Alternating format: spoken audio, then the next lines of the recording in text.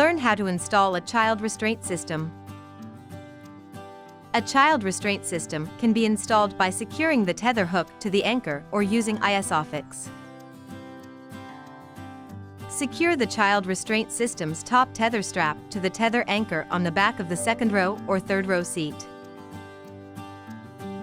Fasten the ISOFIX connectors on the child restraint system into the occupied seat's lower anchors.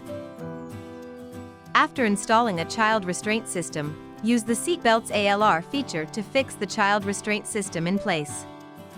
Hold the seatbelt's latch plate and pull the belt across the child restraint system, and then insert the plate into the buckle until it clicks into place. Pull the shoulder strap of the belt all the way out to enter ALR mode.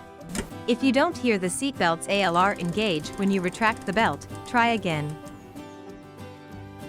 Make sure your child restraint system is securely fastened and drive safely. Kia, movement that inspires.